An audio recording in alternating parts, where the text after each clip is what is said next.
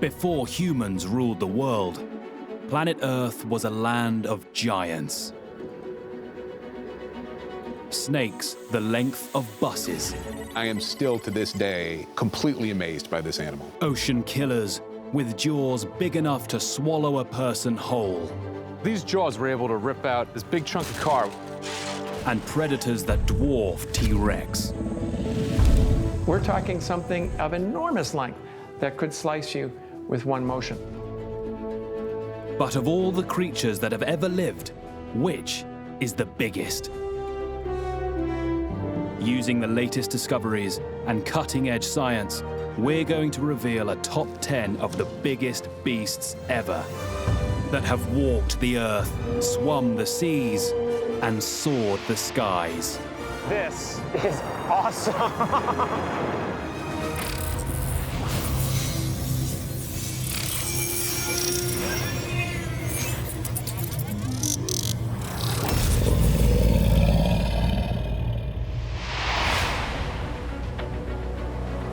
Analyzing the ultimate giant beasts across the animal kingdom, species by species, and using length as our ultimate guide, we count down from 10.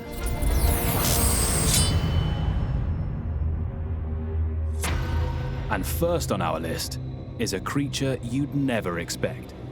A terrifying beast.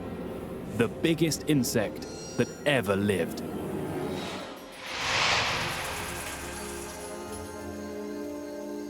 Long before the dinosaurs,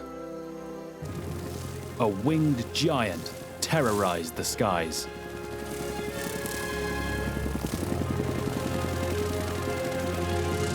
Flying at over 20 miles per hour, and with jaws that could cut small reptiles to pieces, its common name is the Gryphon Fly.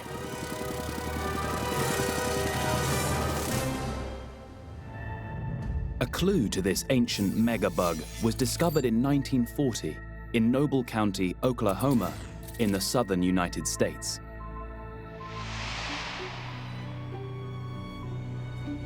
Today, it's the job of insect expert Brian Farrell to take care of that clue. A fragile fossil that's 275 million years old. This really is a spectacular fossil. This fossil is the largest insect wing ever discovered. To get an idea of just how big this insect was, this is a reasonably large-sized modern dragonfly. For comparison, it's about 1/5 the size at most of this Meganeuropsis. Looking at this single wing, it's clear just how big the Gryphon Fly could get.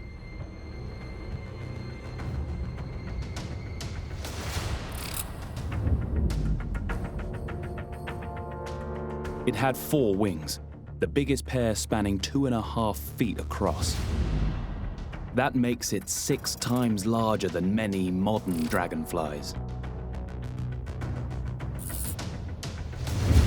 If it was around today, it would be a match for a hawk and span the outstretched arm of a 6-foot man. From smaller but more complete fossils, experts have discovered that Gryphon flies didn't merely look like today's dragonflies. Their anatomy was incredibly similar. So it's likely that they behaved the same way too, as deadly hunters. Anthony Leonardo is a world expert in dragonfly flight. He's unlocking the secrets of what makes these flying aces such expert killer beasts. They have 4 wings that can beat independently. If you look at the wings closely, you can see that they're quite amazing. The dragonfly can fly forwards, backwards, upside down. It can also pull these incredibly sharp 6G turns. They also have eyes with virtually 360-degree vision, powerful legs for grabbing insect prey, and killer jaws. They have these massive mandibles and these kind of pinching crunchers, and they very quickly cut and slice all this prey up into little bits that the animal then swallows. But how did the Gryphon fly get so big? And why are modern dragonflies so much smaller? The answer lies in the way all other insects breathe. Insects don't have lungs. On the outside of the dragonfly's body are little openings called spiracles. And these are little holes that open and close, and they basically are little pumps letting air into the dragonfly's body and then pushing it back out. Once through the spiracles, the air moves through a network of tubes called trachea. This way, oxygen is fed directly to every single cell of the body. The problem is, there are so many tubes, there's little room left for muscle. And that's what stops today's dragonflies getting any larger. So how did they ever reach the monstrous size of the Gryphon fly?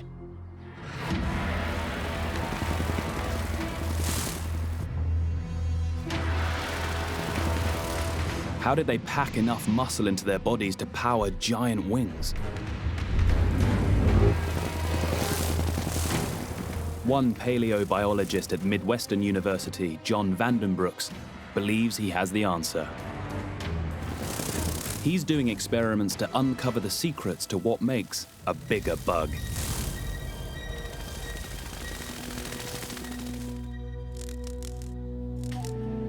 John thinks that growing bigger was all down to the amount of oxygen in the air they breathed. Oxygen was much higher in the past. Today, oxygen's about 21% of the atmosphere around you. In the past, it was as high as 31%. An extra 10% might not sound like much, but that's 50% more oxygen than we breathe today. So perhaps that increase in oxygen in the atmosphere is what led to the possibility that those insects could get as large as they did. To investigate, John decided to do something radical. Change the oxygen the bugs could breathe.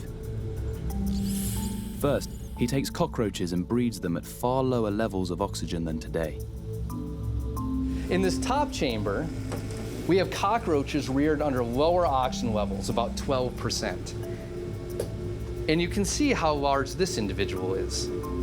It may look large, but it's actually small for the species. John then rears other roaches at the oxygen levels of the past. Comparatively, the cockroaches reared down here are being reared in a high oxygen level of about 31%. And you can see now how large this individual is. Much, much larger than those reared at the lower oxygen levels.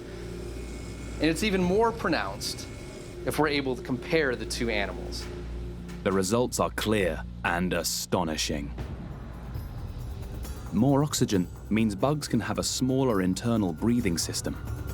We can now definitively say, as oxygen goes up, it actually allows for the animal to put more things inside its body. So it can have more muscle, and it can become one of these really large, vicious predators that we see 300 million years ago. Had we been around to witness it, the Gryphon fly would have been a truly terrifying sight.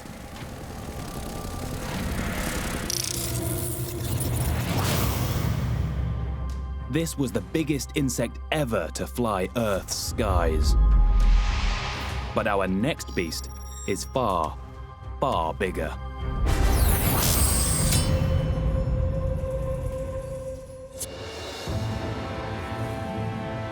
Fast forward from Gryphon fly to 27 million years ago. Then the skies were ruled by a feathered giant. With wings as wide as a 2-lane highway and a cruise speed faster than Usain Bolt, it could travel to every corner of the planet.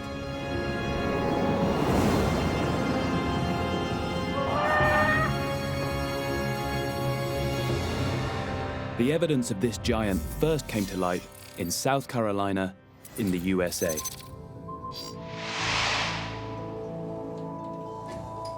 In 2010, paleontologist Dan Sepka discovered a collection of bones in a storeroom of the Charleston Museum. When we pulled open the drawer and I saw this for the first time, it was just absolutely spectacular.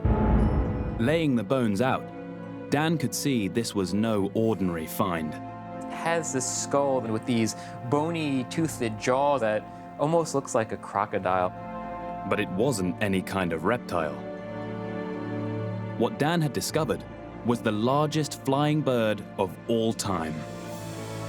A new species they called Pelagornis sandersi. This massive element here is the humerus. This is the first bone of the wing skeleton, so it's equivalent to the upper arm bone in a human skeleton.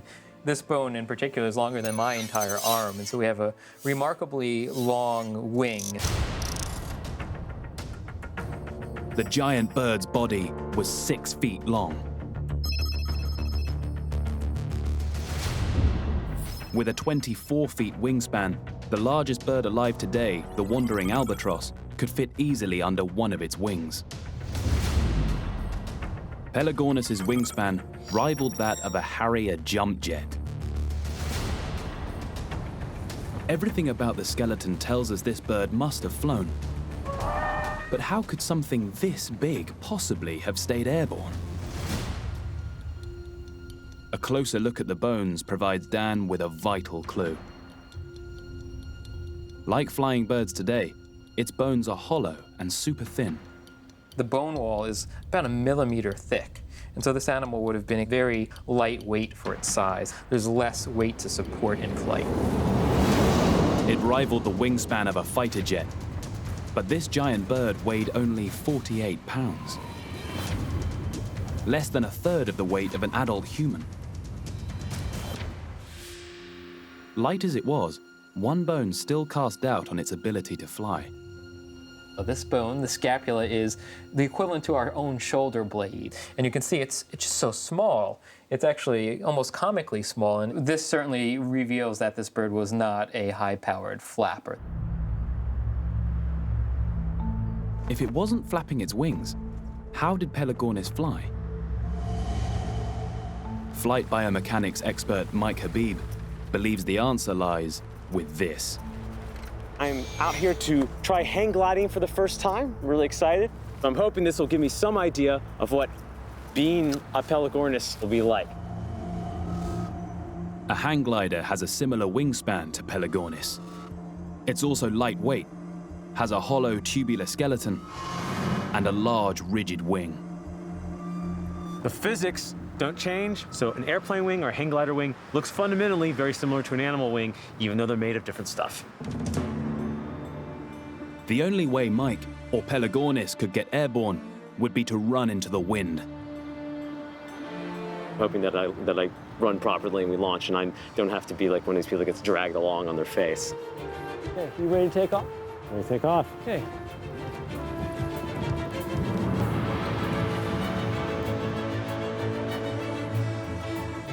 This is awesome. Oh, man. This is giving me a little bit of a glimpse of what it would be like to be a giant flying animal in the past. This is an amazing feat of engineering, and it's a great way of soaring. But Pelagornis did a lot better. 27 million years ago, nature produced a glider that was about 4 times more efficient than this hang glider. In fact, Pelagornis was a better glider than anything that has ever lived, or that technology has ever produced.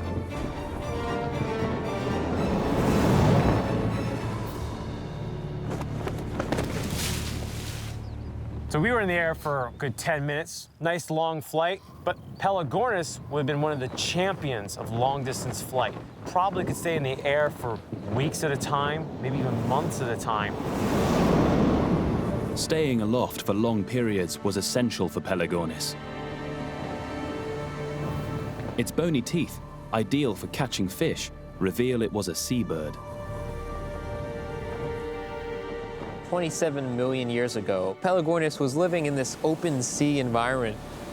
Pelagornis could probably travel across thousands of miles of ocean without much thought. So how did Pelagornis manage such an extraordinary feat? Dan thinks the clue may lie with the modern master of ocean flight, the Wandering Albatross. Albatrosses make use of the way air flowing over the oceans can change speed, They perform a daredevil maneuver called dynamic soaring. Dan believes if Pelagornis was to survive out at sea, it must have done the same thing. So if we look at the waves, the wind above the waves is going more slowly than the wind higher up at a higher altitude above the waves, especially out on the open seas. And dynamic soaring birds can use this to their advantage. They swoop down to the ocean surface, then pull up at the last second. Pulling up gives a bird enough momentum to rise up and catch faster moving air currents. Flying in loops like this, Pelagornis would have been able to cover vast distances and grab fish from the surface whilst burning very little energy. This was the biggest and most efficient flying bird in the history of the planet. It ruled the ocean skies.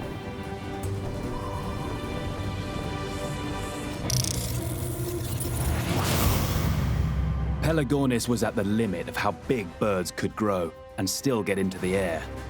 But if you think that's big, coming up at number 8 is an absolute whopper.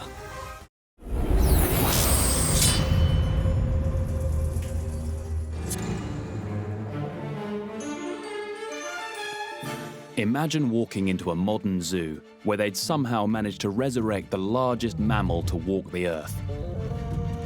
What you'd see is this. 20 tons of hide-bound flesh, standing more than 2 stories tall.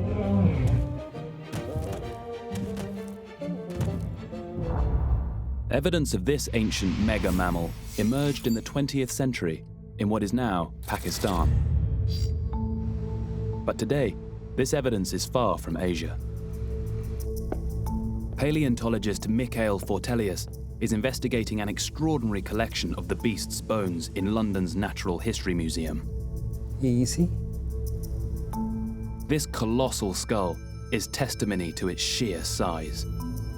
The head sits on a very long neck. There's never been anything similar to this. Put all the bones together, and you get something that looks like a cross between a giraffe and an elephant. It's called Paraceratherium. It was so big, a 6-foot man could easily fit between its legs. It stood 25 feet high. It was nearly twice as tall and 3 times as heavy as the biggest land mammal today, the African elephant. And at 26 feet from nose to tail, it was as long as an Abrams battle tank. Now, the obvious question has to be, why did it get so big? But there's an added complication. While some scientists believe that Paraceratherium lived in thick forests, Mikhail Fortelius thinks this creature's habitat was harsh. Afflicted by dry seasons when water was scarce and vegetation sparse. How does an animal become a giant when food is in short supply? Mikhail Fortelius believes the answer lies in the teeth. Looking at the teeth will allow us to understand why this animal got so very large. The teeth are worn in a way that only happens when you're eating leaves. And for eating leaves, sheer height would give this animal a massive advantage. Like a giraffe, it could get to food that's beyond the reach of most animals. So that explains Paraceratherium's height, but not its massive bulk. Fortelius believes that the explanation for that can be found in the harsh environment itself, that the animal grew big because of, not in spite of, its tough surroundings. If you're small, just one day without water is a terrible thing and may kill you. But the larger you are, the more buffered you are, and the more you can deal with harshness in this sense. You can go without food, without water. I think that's what was driving the size increase. Not everyone agrees with Fortelius's theory, but there's no doubt that somehow Paraceratherium thrived. And it must have consumed vast quantities of vegetation every day. To find enough food, it needed to range over hundreds of square miles. And that may be the reason for what is perhaps the most remarkable thing about this amazing animal: its feet. Biomechanics expert John Hutchinson has analyzed Paraceratherium's foot bones and produced a 3D model. He's struck by just how much it resembles that of one of today's giants, the rhinoceros. In fact, weighing in at only 1/6 of its size, the rhino is Paraceratherium's closest living relative. And Hutchinson's research shows that in terms of size to weight, its feet must bear the heaviest loads. Rhinoceros, the pressures of its feet are way higher than in a horse, a human, even an elephant. Rhinos already today are living at an extreme in terms of foot pressure, and Paraceratherium seems to have pushed that extreme further. On the feet of both the rhino and its ancient cousin, there are 3 gigantic, hoof-like nails. There's also a fatty pad designed to act as a shock absorber. The Paraceratherium's foot is proportionally more slender than a rhino's, meaning it has to bear even more stress.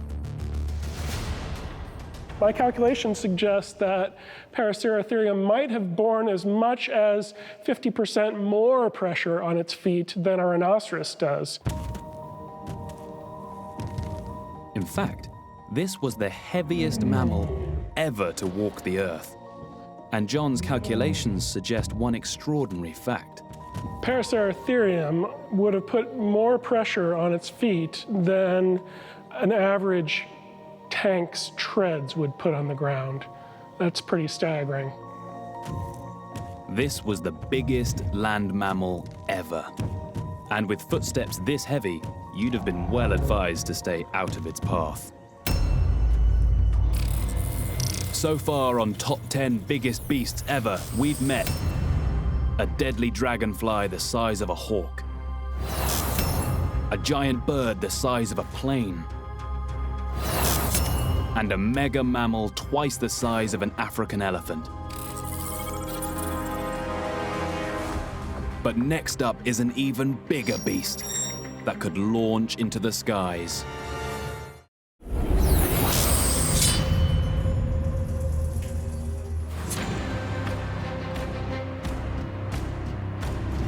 This is the closest Earth has ever got to a real-life winged dragon. 70 million years ago, while the dinosaurs ruled the Earth, the skies were ruled by pterosaurs.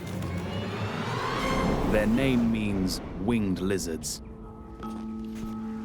And paleontologist Gareth Dyke has spent more than 10 years of his life hunting them. Pterosaurs are interesting because they're the first group of vertebrates to evolve powered flight, long before birds and long before bats. The hunt has brought him to Romania, to the region of Transylvania, better known as the home of that legendary monster, Dracula.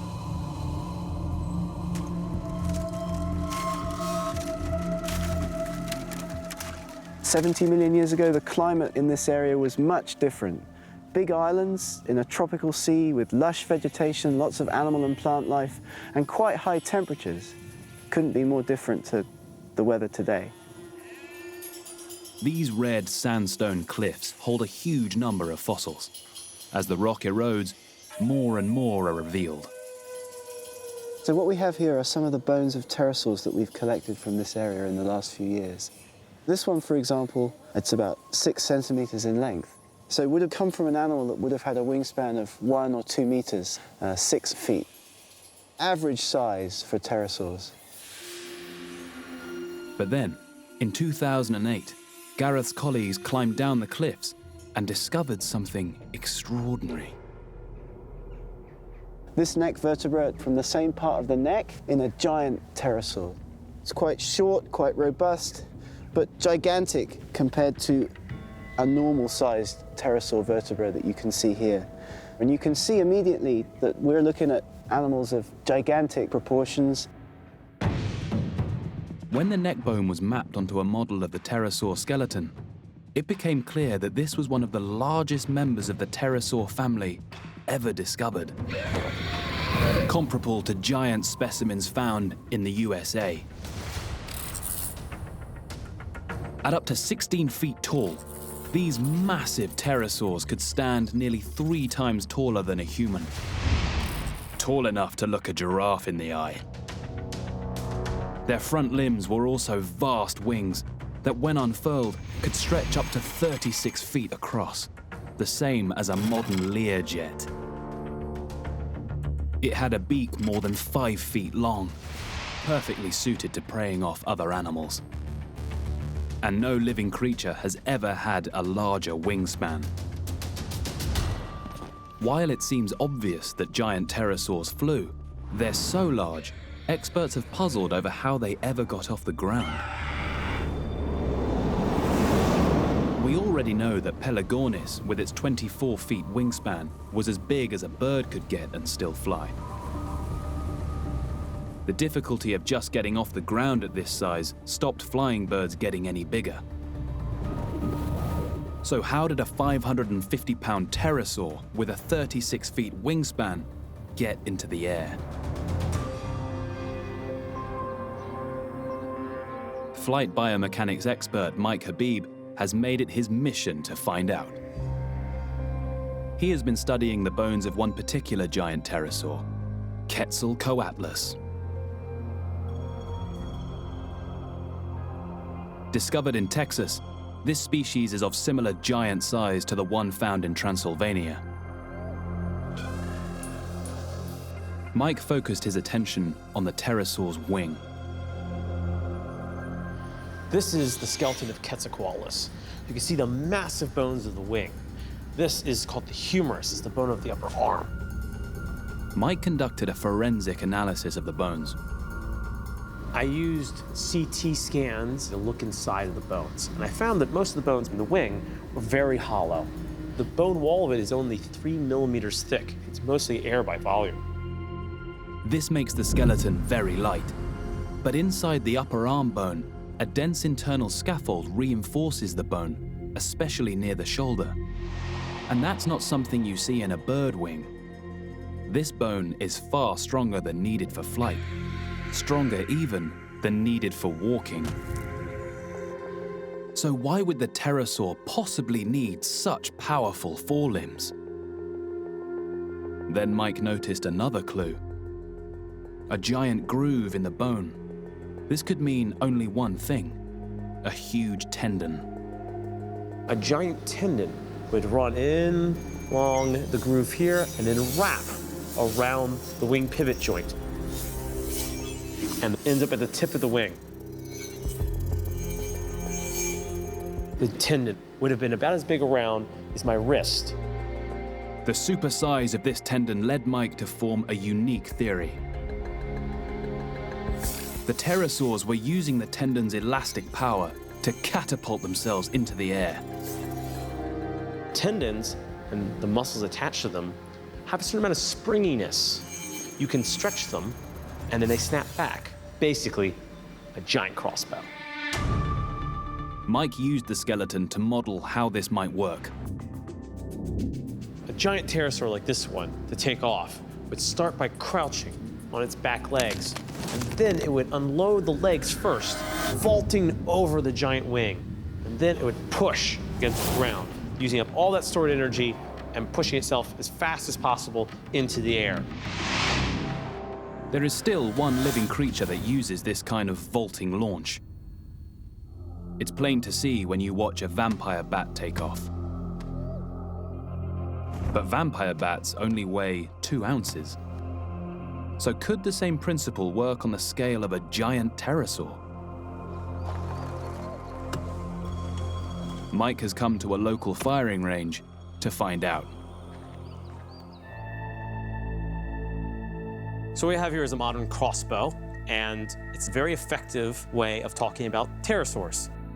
Giant pterosaurs would be stretching its tendons by crouching, and the crouch phase would be much slower than the launch phase. So it puts the energy in slowly and then lets it out quick. So I'm going to put in the energy here nice and slow. You'll notice that the limbs on the crossbow are bending. That's the energy being stored in the flexing of the limbs. There's a lot of energy in here. Now, when I let it out to fire the bolt, it's going to go really, really fast. This catapult crossbow stores so much energy, it can fire a bolt at up to 218 miles per hour.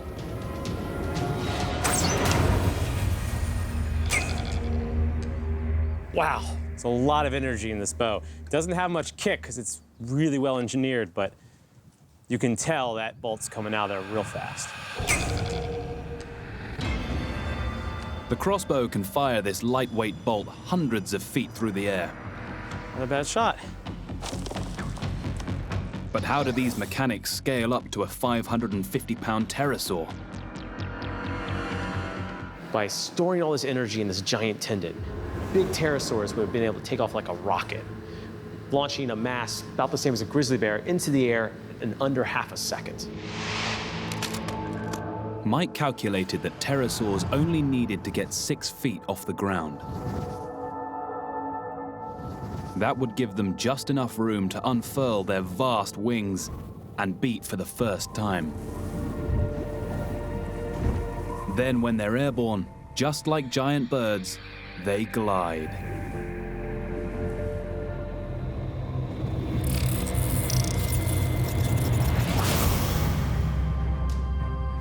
These giants were the largest flying creatures ever, but they would have been no match for the next beast on our list. A snake of astonishing size.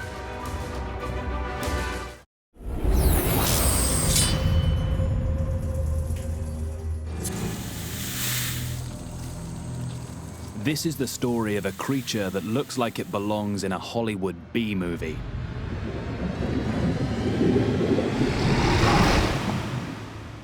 It begins in 2004 in the Colombian region of Cerrejón.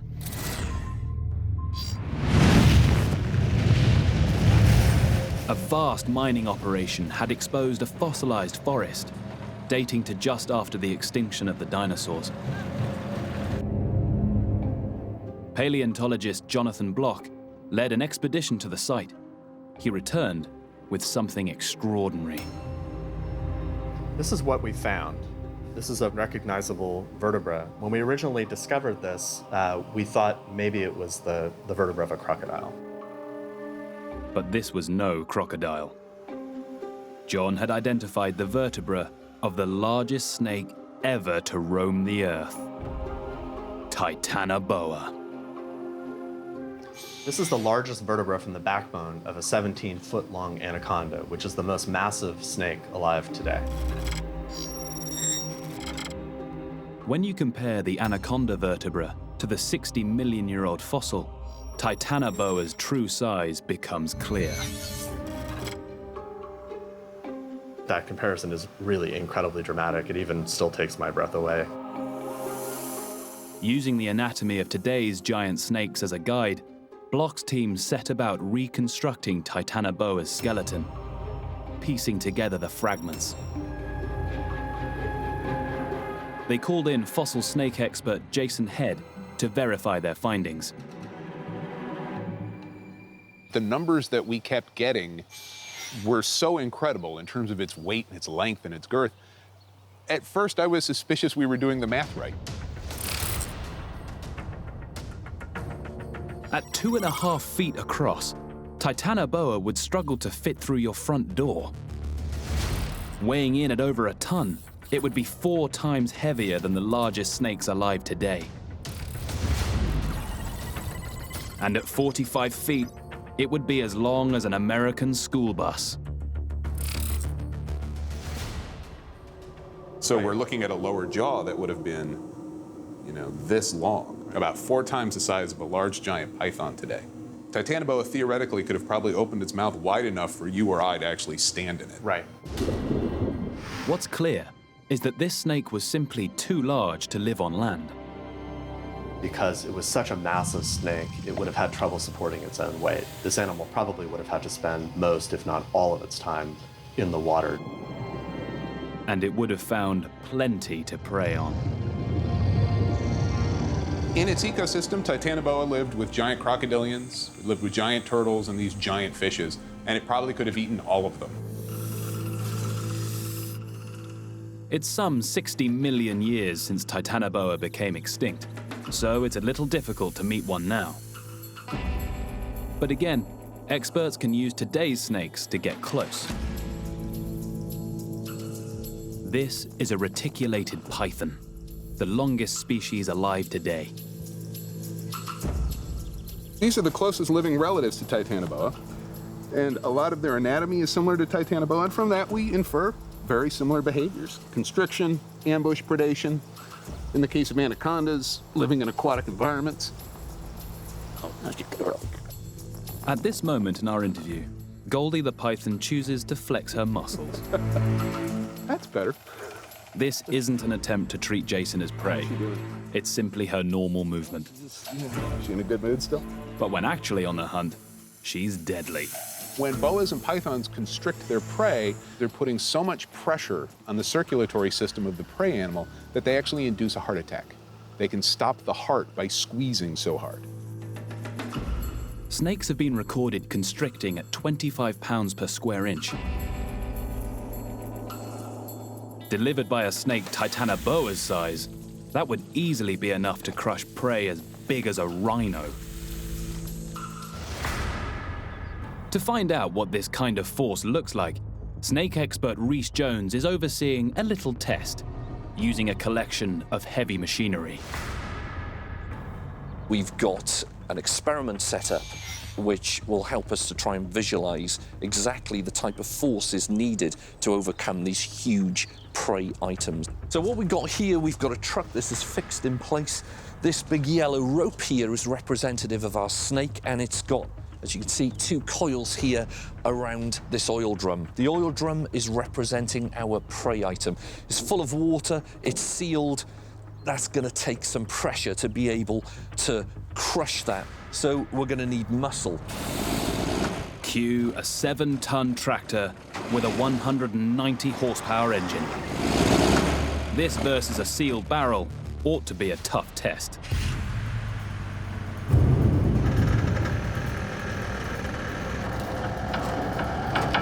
As the tractor pulls on, the pressure passes 25 psi.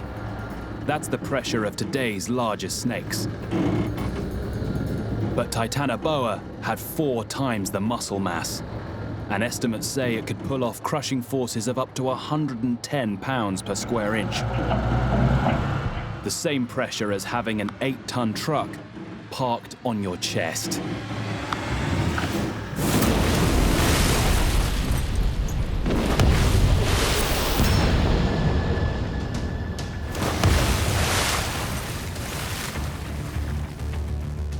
It's just squeezed it like a toy, hasn't it? That is just incredible. I think our snake pretty much nailed it, don't you? It only took 55 psi to burst the barrel, half what Titanoboa might have done. More than enough to crush the life out of any living thing.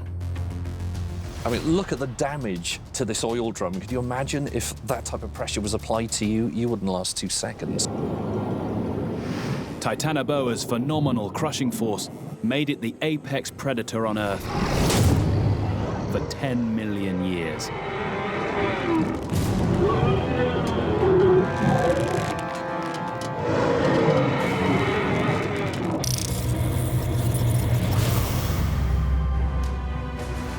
Titanoboa was the largest snake in Earth's history.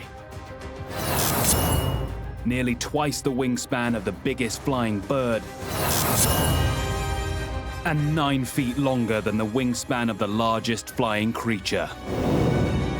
But as massive as this predator was, Next up is a beast even bigger and more terrifying.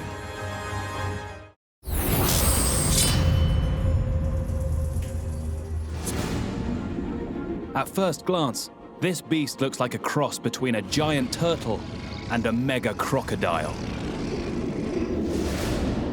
But what this submarine-sized sea monster really was, and how it became apex predator, has become a 100-million-year-old mystery. In 2003, new evidence came to light on the south coast of the UK. If you're looking for fossils, the Jurassic coast of Dorset is one of the most fertile hunting grounds on Earth.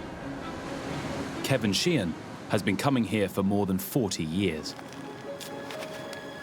I saw 3 pieces of what I thought was fossilized wood. I got really excited because I thought, wow, there's got to be more of this. And then, joy of joys, there's this huge piece of bone stuck. It's almost like a meteorite that's gone bang into the cliff. Embedded in the cliff were dozens of pieces of fossil. Reassembled, they made something incredible.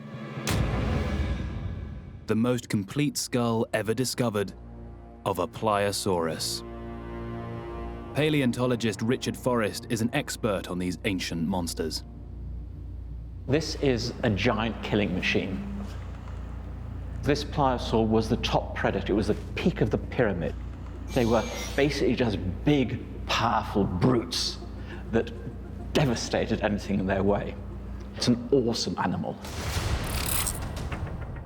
The biggest known pliosaurus had flippers 9 feet long. That's like a basketball player at full stretch.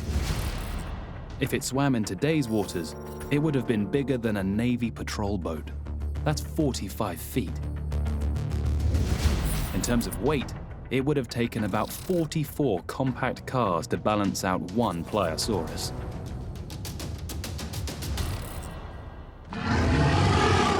The strongest biter alive today is the saltwater crocodile, with a bite force of 1.8 tons. Pliosaurus had a bite nearly 10 times stronger. It was the T-Rex of the ocean. We have these great teeth at the front, which is where it grabs the prey. That's what catches it. Then it moves a bit further back. Then another set of teeth. And these are the ones that cut the prey up into pieces. Then you have these teeth, which are hooked backwards. So once the prey gets to there, there's no way out. But that throws up questions. If you're going to bite something, you've got to be able to catch it first. So how does a 45-feet predator the size of a large shipping container keep up with its prey? The secret must lie in their 4 boat-sized flippers. The closest match to a pliosaurus flipper today belongs to a creature altogether less frightening. Penguins may look funny when they waddle on land, but underwater, they're like rockets, whizzing around at speeds of up to 20 miles per hour. Biomechanics expert Flavio Nocca is trying to understand how they reach these extraordinary speeds. Using a high-speed camera, he films penguins moving around underwater. This camera is actually able to go up to 12,000 images per second. That means that every minute detail of flipper action is captured. Flavio's footage reveals that penguins aren't swimming with their flippers. They are flapping them like a bird. They're flying underwater. And by twisting their wings as they flap, penguins can propel themselves forward on the upstroke as well as on the downstroke, which is something most airborne birds can't do. The pliosaurus had not 2, but 4 flippers, and they were gigantic. All signs point to this mega monster being not only one of the biggest, but also one of the fastest predators in the ocean. Aerospace engineer Luke Muscat is investigating how they moved. Using X-rays of fossils, Luke has recreated a pair of pliosaur flippers he calls wings. Pliosaurs were really good swimmers, and the aim of the game is to chase down the prey. And obviously, to do that, you need to be very fast. You need to have a high thrust and a high acceleration. By suspending the wings in a tank, he's trying to determine how the front and back wings work together to propel the Pliosaurus. Blue and red dyes reveal how each wing moves the water. Luke moves the wings together in different ways and records the amount of propulsion generated. He notices certain movements have a remarkable effect on the back wing. So initial results suggest that the hind wing can produce a thrust which is about 50% higher than a wing operating on its own. By harnessing the wake of the front wing, the Pliosaurus could generate 2.5 times as much thrust as it would with just one set of wings. And that is how this mega beast gains sudden and tremendous acceleration. Its prey wouldn't have stood a chance.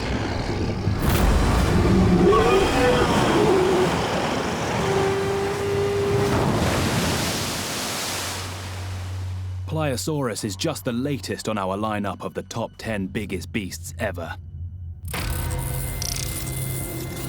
So far, we've revealed Gryphon Fly, the biggest insect in Earth's history. Pelagornis, the largest flying bird. Paraceratherium, the greatest mammal to walk the Earth. Giant pterosaurs, the largest flying creatures ever. Titanoboa, the largest known snake of all time. And Pliosaurus, the largest predatory marine reptile. But coming up is a bizarre dinosaur that beats them all.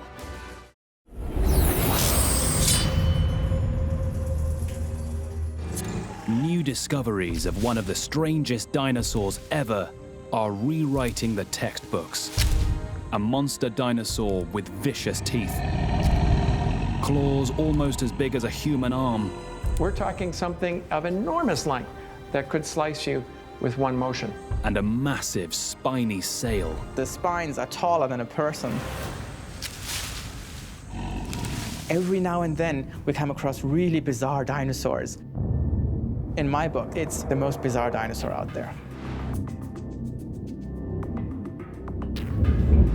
Paleontologist Nizar Ibrahim was on expedition to the Sahara Desert in Morocco in 2013. When he saw the beast's bones, he knew he had something special. This was a Spinosaurus, or spine lizard. It lived 100 million years ago. Everything about Spinosaurus is vast. Seeing it in front of you, you realize, wow, this is one big predator. That 7 feet spiny sail means Spinosaurus stands twice as tall as a human. At 50 feet long from snout to tail, it is 10 feet longer than T-Rex. It's so big, it's the size of a fire truck. Weighing in at 22 tons, this is the biggest predator to ever walk the Earth. But Spinosaurus wasn't the only dangerous dino on the block. 100 million years ago, this desert was a vast river system bursting with other giant predators. I call it the River of Giants because it was home to giant fish, giant flying reptiles, several T-Rex-sized predatory dinosaurs. It was probably the most dangerous place in the history of our planet. It's jam-packed with all these predators to the point where you say, what were they living on? Where were the herbivores to support this many predators? It was a mystery.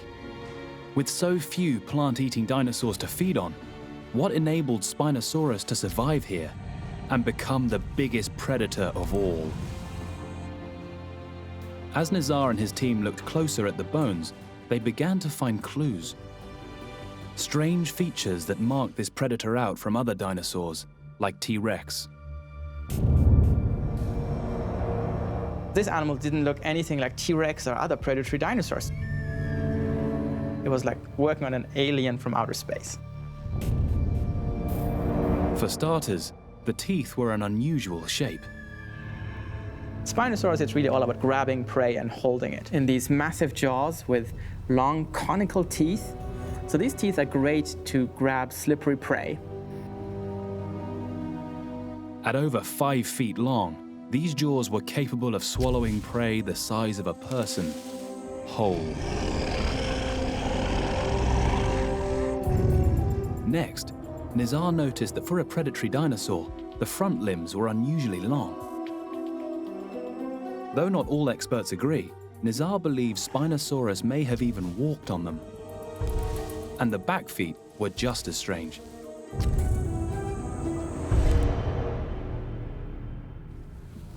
Now, the feet of Spinosaurus are really bizarre. Typically in predatory dinosaurs, the claws will be recurved to grab prey and pin it to the ground. In Spinosaurus, the claws are almost flat and they're quite wide. Almost looks like a paddle. And I think it's quite likely that the feet of Spinosaurus were webbed, just like in many birds or crocodiles. This has more to do with paddling and swimming than running on land. Everything was pointing in one direction.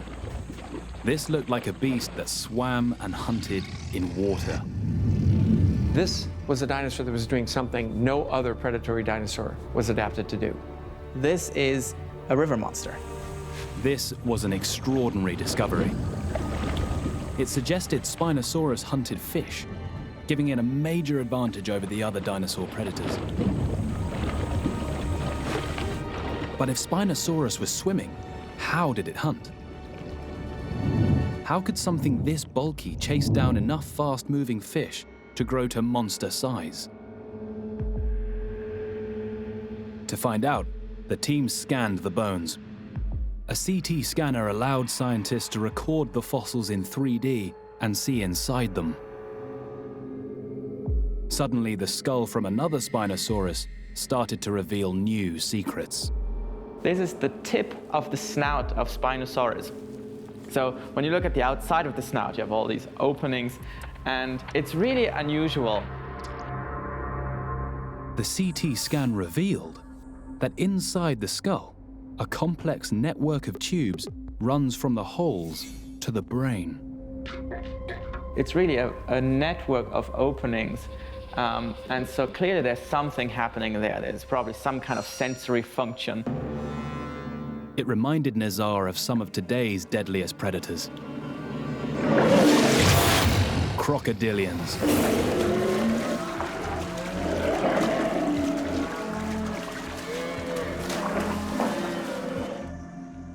Crocs and alligators have similar holes on their snouts. They're called foramina. And for many years, they too mystified experts. Neurobiologist Daphne Suarez made it her mission to find out what they were for. Wow, as you can see, these animals are really well adapted to living in the water. Daphne devised an unusual experiment.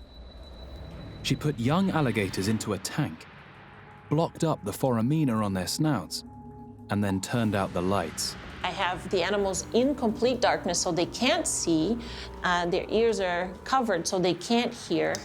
Then, to mimic the movement of small prey falling in the water, Daphne hit upon using water droplets. And I'm using water droplets because they don't smell like anything. With all their senses neutralized, the alligators didn't react at all. Then Daphne unblocked just the snout holes and repeated the drip test. Daphne's experiment revealed that the openings in the gator's snout hid pressure sensors that can pick up the tiniest motions in water. This super sense gives crocs an astonishing reaction speed of 0.05 of a second, as fast as a Lamborghini gear shift. The holes in Spinosaurus's skull likely hid similar pressure sensors. This is the super sense that allowed Spinosaurus to become the ultimate predator. You can just imagine Spinosaurus plunging its huge jaws in the water and detecting movement and then catching prey.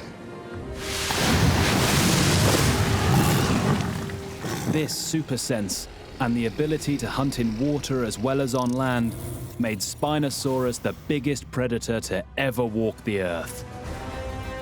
But coming up, the next giant beast is the biggest apex predator of all time.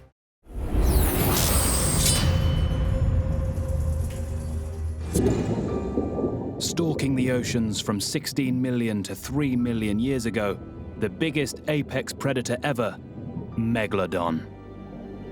The name simply means big tooth, and it seems to have been the most voracious shark ever. There was nothing that was safe from Megalodon. If it could catch it, it could kill it. Much about this giant remains mysterious. But new clues are coming to light in Panama, Central America. In, of all places, a cement quarry. Here, giant excavators are digging through the bed of an ancient coastline. 10 million years ago, this area was covered by water. We know that because of the kinds of fossils we find here. For example, we find plenty of these shells that are typical from shallow water areas. But as well as shells, paleobiologist Catalina Pimiento is also finding Megladon teeth. And there's something strange about them. The teeth that we find here from Megalodon are very small, relative to the typical Megalodon teeth that we find in other places. I know these are Megalodon teeth because of particular shape. They are triangular and quite symmetrical, but most importantly because of the serrations they have on their edges. There's only one logical conclusion. The reason is that most of them were babies or juveniles. Catalina has made an astonishing discovery. The first ever evidence for a Megladon breeding ground. This area right here is the first nursery area for Megalodon. But even amongst these infant specimens, Megladon's extraordinary size was striking. The baby's teeth were as big as those of today's deadly giants, the adult great white. This is a Megalodon baby tooth, and this is an adult great white shark. You can see here that the baby Megalodon was as big as an adult great white. So imagine when they were born, Megalodon babies were huge. The fact that Catalina had to make her deductions using teeth alone isn't unusual. In fact, almost everything that experts know about Megladon comes from looking at its teeth. We don't find the skeletons of Megalodon because, just like living sharks, they're made of cartilage. And after the shark dies, the cartilage disintegrates. But we do find their teeth, and we can use these teeth to recreate what the jaws would have looked like when Megalodon was alive. What they tell us is that the adult Megladon was a Goliath. Its jaws alone were up to 7 feet high, easily tall enough to swallow a person. Weighing in at a whopping 100 tons, it was 100 times heavier than an average great white. And at 60 feet long, it was the length of an articulated truck. And that jaw. Up to 250 teeth line the mouth in several rows, with edges serrated like a steak knife. I mean, these teeth are just so powerful. The massive jaw muscles that this animal had to close these jaws, it would just dismember any animal that was alive on Earth at that time. And Stephen has evidence of just what these jaws could do to prey. We know from the size and shape of this bone that it is a dolphin tail vertebra. It's right down near the fluke. There are these deep gouges on either side. The only way that this fossil could have these deep gouges was that it was bitten forcefully by a Megalodon. Okay, so if we look at a Megalodon tooth, so the upper jaw slams shut, forcing the vertebra down into the wedge between two adjacent teeth, deeply gouging the bone with such force that it probably severed the tail off. Everything points to an astonishingly powerful bite. And one man who has set out to calculate exactly how strong that bite is shark biomechanics expert Dan Huber. Dan starts with a CT scan of the skull of a modern great white. After the white shark's head is CT scanned, we can create a computer model of it. We can see the lower and the upper jaws here, and then we can apply virtual muscles to those virtual jaws and run simulations to figure out how hard it can bite. Next, Dan scales up to Megalodon size. And if we apply these numbers to what we think is the biggest megalodon that's ever existed, its posterior bite force was about 41,000 pounds, or about 18,500 kilograms. That's like the weight of a garbage truck pressing down on the back teeth. So what does a bite force of this size look like in action? To find out, Dan is going on a mission. He's joining up with the Tampa Fire Brigade. And a piece of kit they use for cutting victims out of crashed cars. The jaws of life. It's lightweight, it's really easily deployable. So is this thing going to be able to generate 41,000 pounds of bite force? The corner of it? Absolutely, Dan. That's exactly where it's going to cut. So this shouldn't have any trouble at all when we need to cut open cars. So that's actually pretty similar to what we're looking at with this ancient shark megalodon. All right, let's see what this thing can do. All right, let's do it. First, Dan tries out the jaws on a cowbone.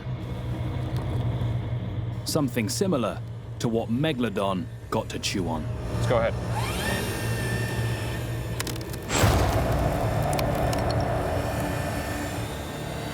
See, it split the thing in half, no problem at all.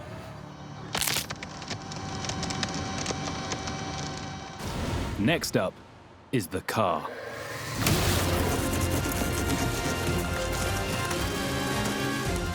The jaws of life can deliver the same kind of bite force as Megalodon, only far more slowly.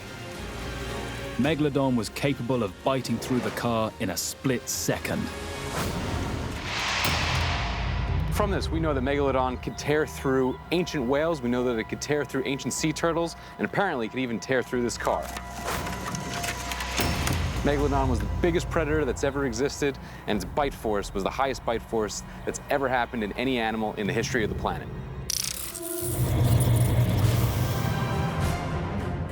Megalodon tops all other apex predators. It was nearly 1.5 times the length of Titanoboa. It was more than twice the mass of Pliosaurus. And it would have dwarfed Spinosaurus. But though this giant shark was the biggest apex predator ever, it shared the oceans with something much, much bigger.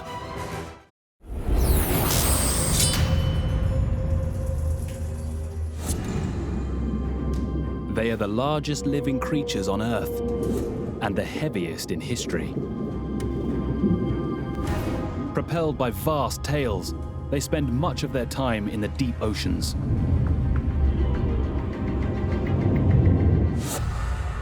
But every year, come summertime, blue whales appear in the waters just off Los Angeles.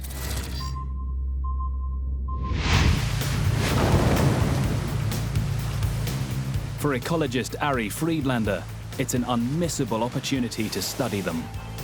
You get close up to them and you start to see how big they are. You start remembering what it feels like to be this tiny little person in a pretty small boat next to this enormous whale. It's kind of daunting, you know? They're huge. The numbers are awe-inspiring. The whales are so big compared to a person that 90 of us could fit on its tail alone. Its 200-ton bulk makes it 30 times heavier than an African elephant. And at 100 feet, it's the same length as a Boeing 737. So how does a mammal get so big?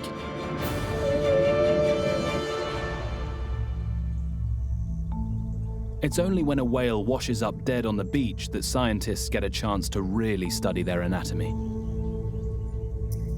So now we're in the rib cage of the whale, and on either side of the rib cage would be the lungs. You've got the heart, you've got the stomach.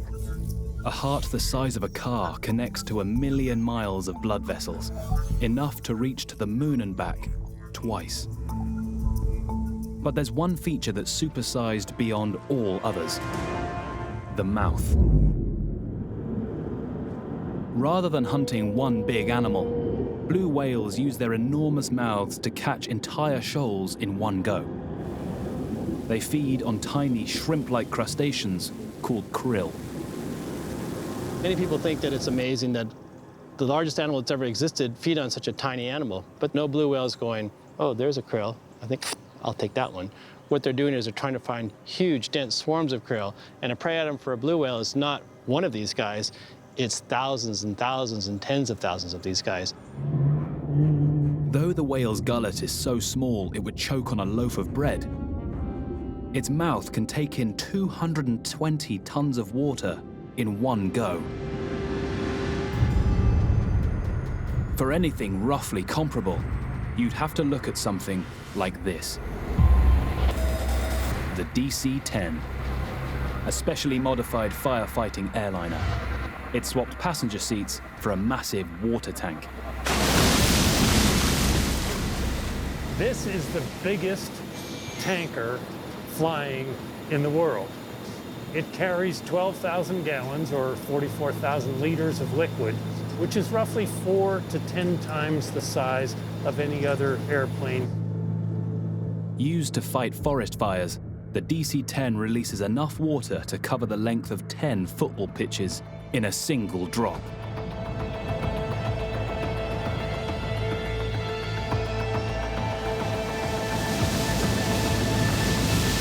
But a blue whale picks up 4 times this much water in a single mouthful. We're very proud of this machine, but if the whale could fly, we'd hire the whale because it's 4 times bigger. The whale more than doubles its weight with each mouthful.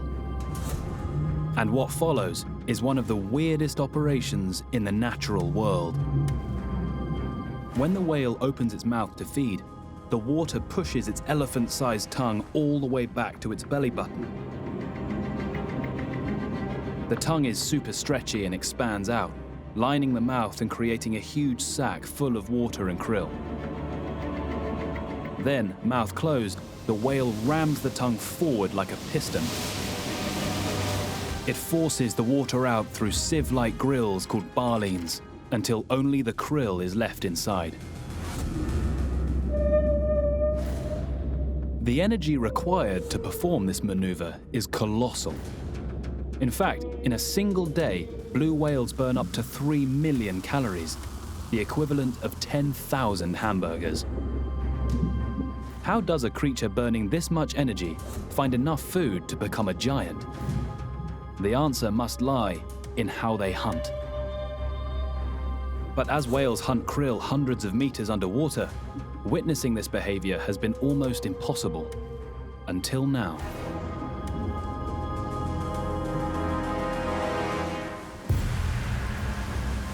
Ari Friedlander is using a tag that enables him to spy on whales even when they're deep below the surface. It contains a camera and motion detectors like the ones found in a smartphone. All he needs to do now is attach it to a 200-ton whale. You always are a little nervous approaching them. They're wild animals, so you never know how they're going to react. Ari gets into position. Tag in place, the whale disappears into the depths, and Ari returns to base to track it on his computer. As he plots the whale's position in 3D, he spots something extraordinary. Incredibly exciting. Up until now, we basically thought they just went through the water, taking these munches and lunging sort of in a straight line. but we noticed the animals diving down to depth and then doing these 360-degree rolls. This kind of acrobatic maneuvering is something we had no idea an animal this big could do. Images from the camera reveal the whale rolls just before it opens its mouth to feed. This is the mechanism that allows whales to get so big. If you're a whale, your eyes are on the side of your head. They don't have this binocular vision like we have where you can see directly forward. So in order for that animal to see its prey in front of it, it kind of needs to roll its body. So you maximize the amount of food you get and you limit the amount of energy it takes to do it. Far from just hoovering up krill like a 200-ton deep-sea juggernaut, it turns out the blue whale is the ocean's biggest acrobat.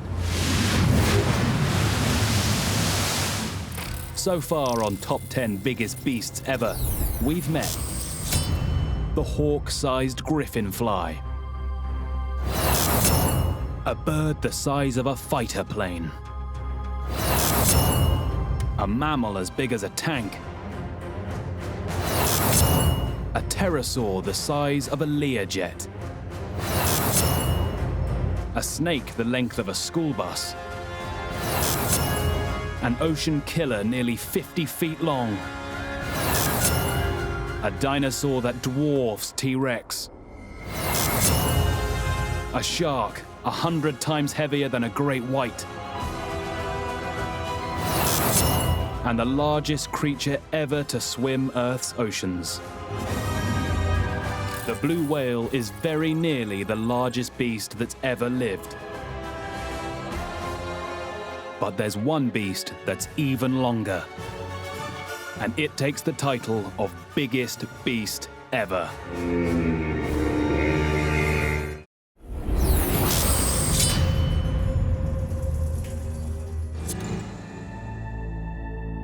March 2015. In southern Argentina, in the remote province of Patagonia, a team of paleontologists is on standby.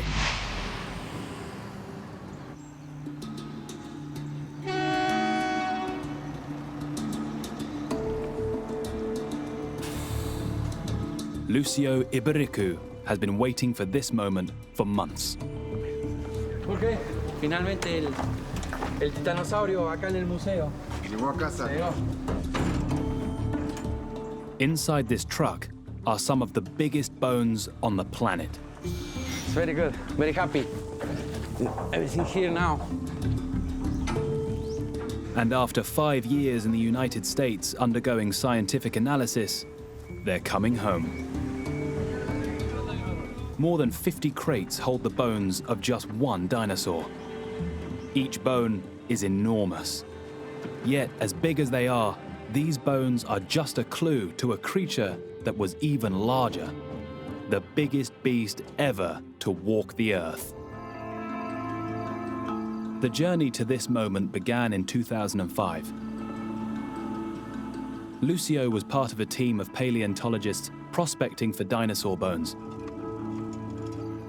They were in a remote area of Patagonia known as the Badlands. 75 million years ago, this area was completely different. Warmer, more green, humid, a lot of vegetation, and several rivers. The ancient rocks reveal the area was once a perfect habitat for dinosaurs. But today, the lush forests have given way to harsh desert. As the team surveyed the land, one of them came upon a small piece of exposed bone. The first thing that we see was the middle part of the femur. So we start to dig and continue digging, and we never finish with that. So we say, okay, this is the femur, but it's huge. You sit there and you look at this object and you realize that you're the first person to ever see this thing. You're the first person in history to know about this. They had found a giant thigh bone, over 6 feet long. So this is the femur. This is a leg bones. It's bigger than me, and it's just one bone. This is amazing. It's hard to imagine, but bones of a beast bigger than this have occasionally been discovered. But what was remarkable about this find was just how complete the skeleton was. It took several expeditions to uncover it all. At the end of 3 seasons of excavating there, we had 145 bones. And the state of them was surprising. The preservation of the dinosaur was very good. A lot of bones that we found are in the same position as when the dinosaur died. The team were now in possession of what was effectively a time capsule. One that could revolutionize our understanding of the biggest beasts to ever roam the Earth. Ken took the bones back to his lab in Philadelphia. Here, careful cleaning, 3D scanning, and forensic examination all started to reveal how these extraordinary beasts looked and lived. The beast's sheer size was apparent at every turn. The scale just staggers the imagination. This animal was 85 feet long from head to tail. It was 2.5 stories tall at the shoulder. This was a new species of Titanosaur, a plant-eating dinosaur of almost unimaginable proportions. Ken named his Titanosaur Dreadnoughtus, meaning fears nothing. Dreadnoughtus isn't going to have anything to worry about in terms of predation. These are big, nasty, capable, vigorous creatures that deserve a lot of respect. Dreadnoughtus was clearly a mine of information for the scientists. But it held one surprise, which relates directly to the size of the very biggest titanosaurs. Cutting into the bones, Ken started to find evidence of how old this Dreadnoughtus was when it died. You see here these big oval bone cells here. That's indicative of bone that's not growing anymore. And then as we move towards the outer edge of the bone, you'll notice that that texture changes. And that is indicative of rapidly growing bone. And that could mean only one thing. Ken's Dreadnoughtus, though vast, was not fully grown. We know that it was growing rapidly when it died. So 65 tons and not yet done growing.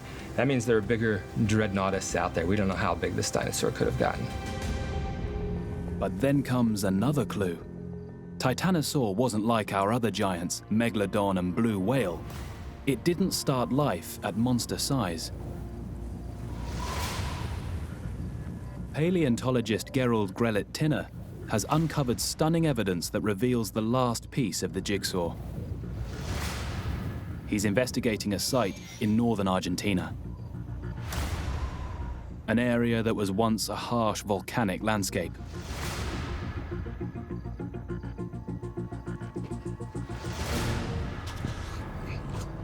So here we're sitting on the top of a geothermal formation.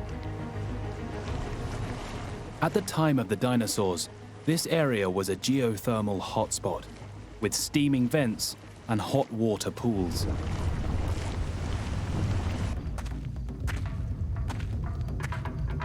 Gerald has found evidence that titanosaurs came here to lay their eggs. What we have here is a clutch of about 24, 25 titanosaur eggs. And this one here, it's probably the biggest one. And I would say maybe more than 8 inches in diameter. Remarkably, as big as titanosaurs were, their eggs were about the same size as ostrich eggs. But some of them have incredibly thick shells. As you could see, this one, for instance, it's very, very thick. And it's about 7 millimeter. And this is virtually impossible to break. So a chick will not be able to break that eggshell. Gerald thinks that the shells began this thick to shield the embryo inside from the geothermal chemicals. But then these chemicals helped make it possible for the baby titanosaur to hatch. The harsh chemical is eroding the eggshell from the outside to the inside, thinning down the eggshell to probably 1.2, 1.23 millimeter, which is perfectly acceptable for the chick to break. And for an incubating egg, the choice of this site offered a major plus. It had constant heat.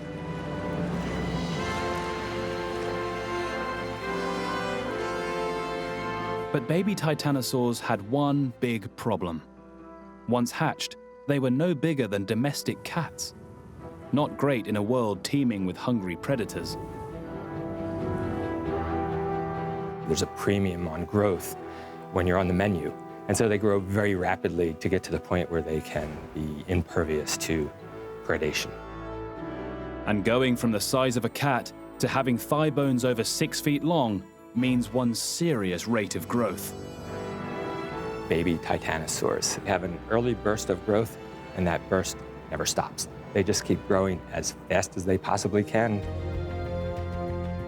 It should now be possible to pull all the clues together and build a picture of what these beasts looked like. Starting with scans of the bones, Ken Lacavara works on a 3D digital model of Dreadnoughtus. The completeness of the skeleton means this model is far more accurate than for any previous titanosaur. And this gives us an amazing opportunity.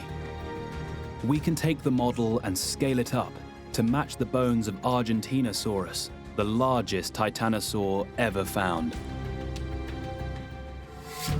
Only a handful of Argentinosaurus's bones have ever been discovered. So this may be our best possible chance to fill in the blanks and see what the beast might have looked like. Just how big that is must be seen to be believed. So, one of the best way to have an idea how big this dinosaur could grow is to measure it. So we are going to start with the tail.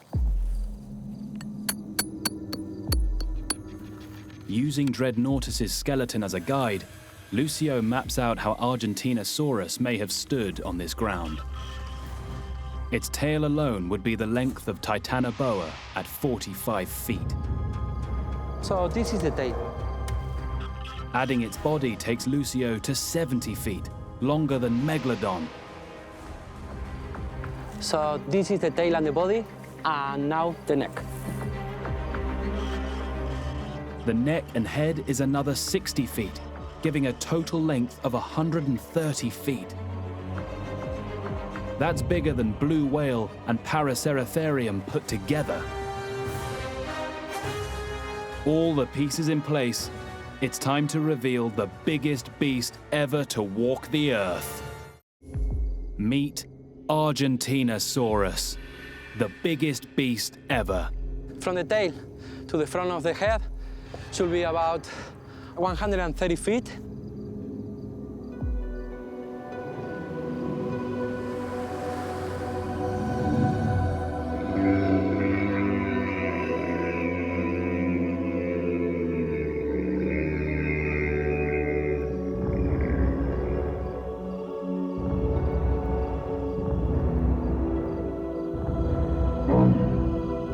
Towering over 30 feet in the air without even lifting its head, and with a neck like the arm of a crane, the biggest known titanosaurs would have been a fearsome sight.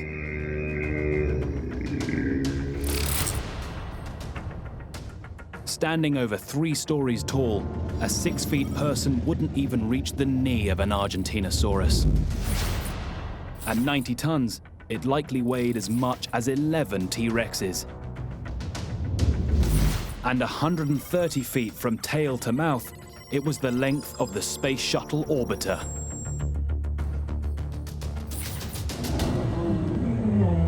Titanosaurs were mega versions of long-necked, long-tailed sauropods like Diplodocus.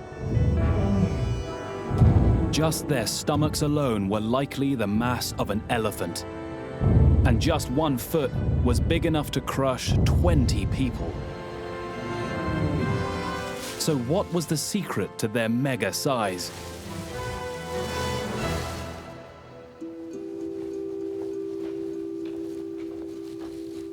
Well, an answer appears to lie with the one thing about Titanosaur that isn't gargantuan.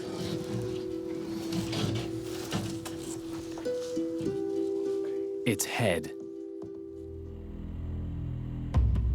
A titanosaur like Dreadnoughtus only had a head as big as that of a horse. And that's because it didn't chew its food. It just grabbed and swallowed. The skull is basically a plant vacuum. They don't have the ability to chew. What that means is that a titanosaur had the capacity to consume over 2 tons of vegetation every day. That's enough salad to feed 40,000 people. Dreadnoughtus could stand in one place with its massive body and not move that body, and maybe spend an hour taking in tens of thousands of calories. And then at the end of that, take a few steps to the right and spend another hour or so clearing out another giant envelope of vegetation. So by expending very few calories itself, it takes in massive quantities of food.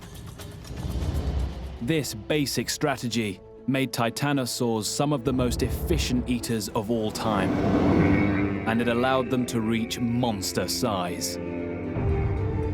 And yet, as big as they were, experts are convinced that somewhere out there, hidden in the rocks, are even bigger specimens still to be uncovered.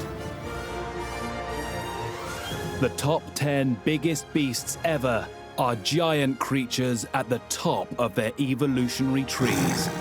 Beasts that hunt, kill, walk, swim, and fly at sizes that dwarf all others.